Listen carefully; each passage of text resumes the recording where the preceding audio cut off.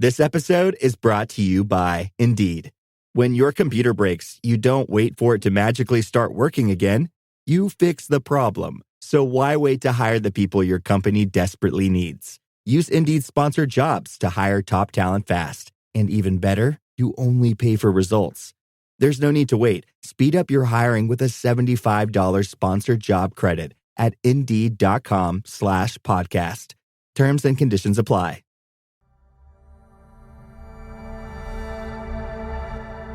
British Spy Stories Season 4 Double Agent Episode 13. When he had received the message from Rose, late last night, asking to meet, a small surge of pride shot through Gavin's veins.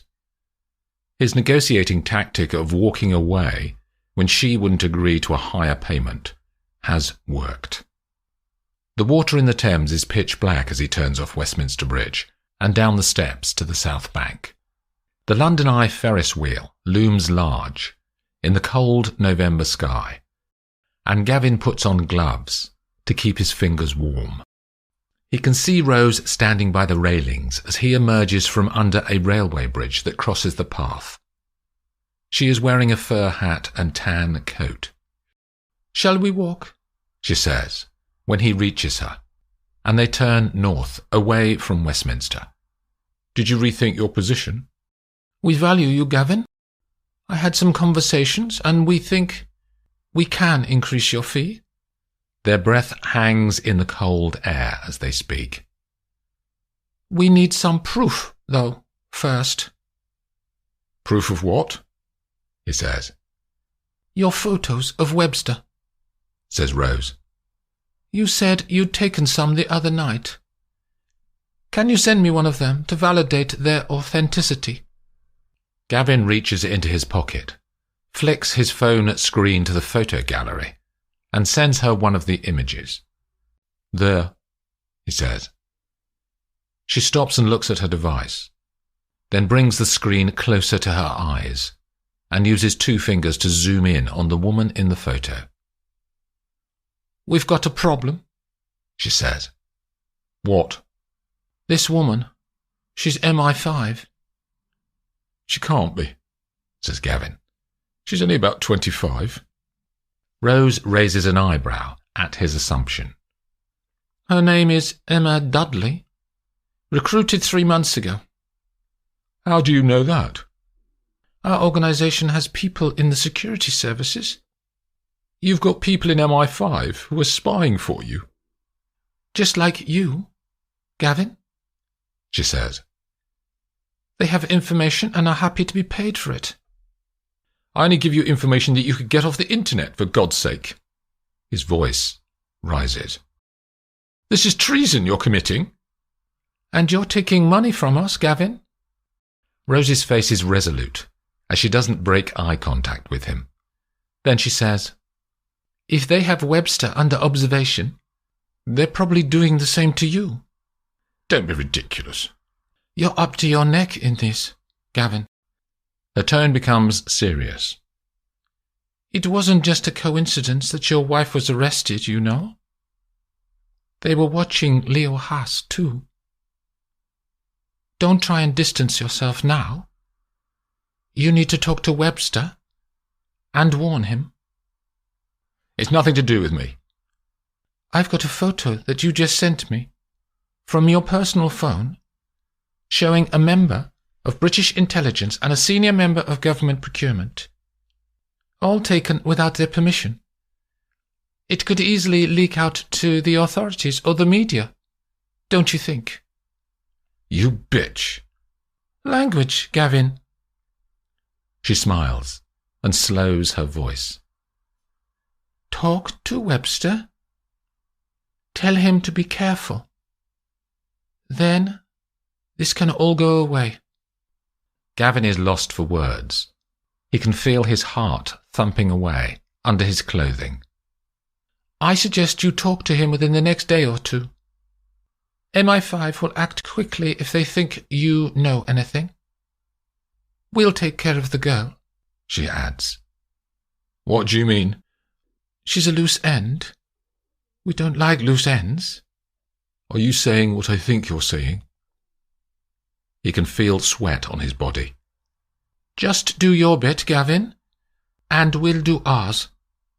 He wants to reply with something clever to stop all of this happening. His brain rolls around, trying to think how a little job of collecting information turned into a nightmare. Rose turns back towards Westminster and leaves Gavin on the riverside path. There are no stars tonight in Zurich.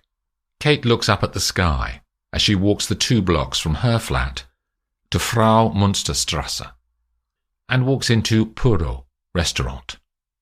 She asks if she can have a table at the back and orders a bottle of Vermentino with 2 glasses. David arrives 10 minutes later. He is apologetic as he had a video call with clients in America, and it ran on. Kate wants to take her time to start the conversation she came for, so they talk about work and Switzerland and holidays. After seafood starters, then ravioli fontana, they order coffees. David, I wanted to talk to you. She raises her eyes to his. Your name came up. Where? At work, she says. In your graphic design work? I told you that I'm a graphic designer, but that's not quite true. He stirs sugar into his double espresso. What do you do then? He says. Let me ask you something first, says Kate. You're an architect, yeah? He nods. Do you have any other things that you do? Other ways you make money? No, that's it. Why? Everything I tell you from now on is confidential. Okay. In fact, more than that, this conversation is bound by the UK's National Security Act. This'll be interesting, he says. I work for British intelligence. She stops and waits for him to take in the information. You're a spy, he says, after a moment. I'm recording this conversation, says Kate. Why? Because of what I said just now. You came up as part of one of our operations. She keeps her eyes on him. Is there anything you want to tell me? Anything about activities that you're involved with that may stray beyond the law? He pulls his eyebrows together and pushes his lips out in disbelief. No, nothing. What's this about? You're being targeted by a criminal gang. They have put out a contract on you to have you killed. Why do you think that might be? I have no idea. He starts to be defensive. Look, Suki, I don't know what you're talking about. Do you know a man called Oscar Zetkin? He shakes his head. Never heard of him. Who is he? The man who put out the contract on you. Why do you think he may have done that? I told you. I don't know. He nearly shouts the words. Calm down, David, she says. You're protected here, as long as you're with me. His eyes are blazing now. Outside, on the street, there's a van. Her voice is pancake flat. When we leave, you'll get into that van, and they'll take you to a safe house in Zurich. There you'll stay until we think it's over. I've got no clothes or anything, he says. Your suitcase with clothes and bathroom things has already been packed, and it's in the van too. You broke into my flat? It's for your safety, David. What if I just get up and go? He says. Don't play your game. Don't get in your van. Then you're at risk. How do I know any of this is true?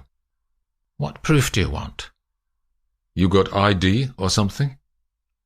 Kate pushes her fingers into her back pocket and pulls out her wallet, then hands him her MI6 ID card. Coniston, what's that? He says. My field name. You're not called Suki? She shakes her head. Coniston's not your real name either, is it? We have to protect ourselves. We're normal people under all of the secrecy, she says. But I want to ask you again, why? Why you? And don't say you don't know. Think. Think about things you've done. Was there a client you upset? Maybe you've imported things for projects that could be used to smuggle illegal substances across borders. Her tactic, to give him a raft of questions to take his mind off the risk to his life, works. And his demeanour calms. But Kate keeps watching his face. After a few seconds, he says, I really can't think there's anything. There's another explanation, she says. It could be mistaken identity. It happens too often with freelance assassins. You'd know that, would you? His voice flares again. Kate puts her hand on his across the table. It'll be okay, she says. He pours the last of the wine into his glass and drinks it all. Kate raises her hand for the bill and pays when the waiter returns. Their coats are brought to the table, and they walk to the plate glass front of the restaurant. There, she says, nodding to a black van parked on the opposite side of the street. What about my business? He says. I've got clients to see tomorrow. We'll send someone to your office who can run the business operations while you're away. Answer emails and talk to clients to say you've got an urgent family crisis. They'll say your sister needs help, and you've gone to Madrid. How do you know I have a sister in Madrid? It's our job, David. It's only to protect you. He breathes out, looking sullen. Do I have a choice? Of course. He thinks for 10 seconds. Kate can tell he's not completely convinced. She picks her phone from her bag and makes a call. Terry, she says into the device. We're coming out. On the opposite side of Fraumünsterstrasse, the van side door slides back. She offers David her hand to hold. He laces his fingers around hers, and she pushes the door to go outside. One of the men in the van steps out and keeps watching up and down the street as David and Kate walk the 30 yards of no man's land to safety. In the back of the Volvo XC90 on Ladbroke Road in Notting Hill, Lily is strapped into her seat and colouring in a book that Sylvia bought for her earlier today.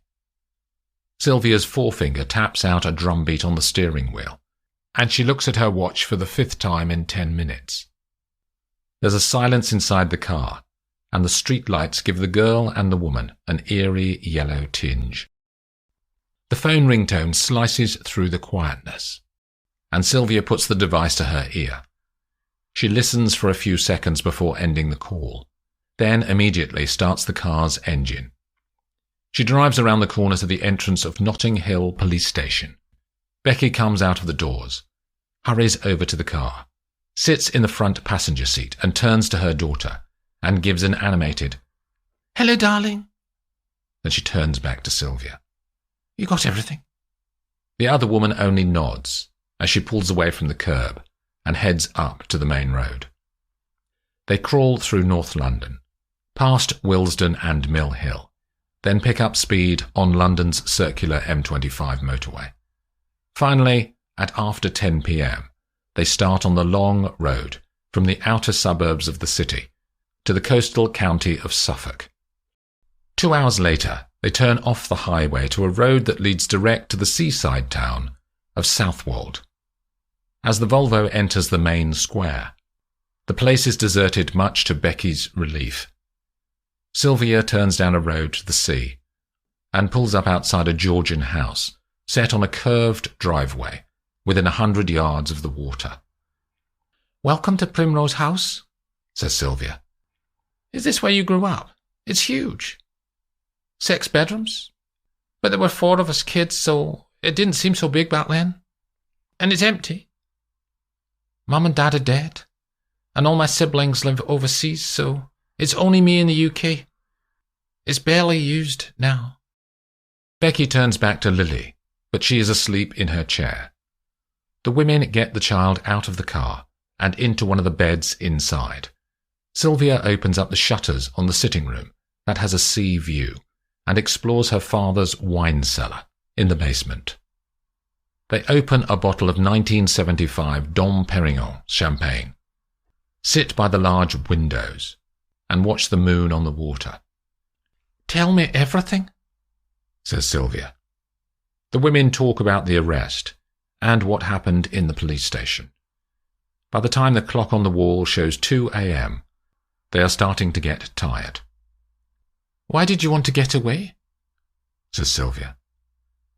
Becky takes a large gulp of alcohol. "I just need a new perspective. This arrest thing, Gavin being a general wanker, that Rose woman who messaged him. I need to sort out in my head what's going on. They thought I was involved in killing that Leo bloke in the club, Sylv. For a day, they treated me like a criminal. Then, out of the blue, an inspector came into my cell and said it was mistaken identity, and apologised. So, something's not right.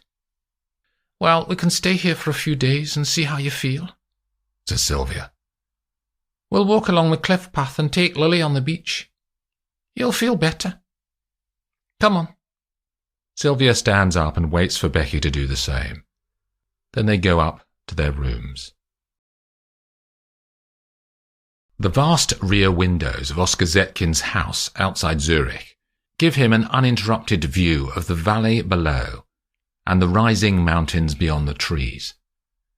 He stands in his study with a brandy in his hand, then turns to accept the call on his desk phone and puts it on loudspeaker. "Oscar," says Rose from the plastic. "Do you have news?" "The boys followed Gavin Masters' wife and her friend. They drove out to a house on the English coast." "Let's wait and see what Masters does. What did you think when you met him? Will he keep quiet?" "I don't know yet. He was panicking. He's unpredictable. I told him to warn Webster to keep his mouth shut about the whole thing." Zetkin takes a swig from his brandy. "If he starts to do anything stupid, then tell him we have his wife and daughter under surveillance." "Do the boys need to go into the house?" says Rose. "Not yet. Tell them to keep watch, but if Masters starts to wobble, we'll have to do something." The call ends, and Rose clicks on a video link on her computer screen. A live video feed of Gavin Masters appears, sitting at his desk in the attic of his house on Ashworth Road.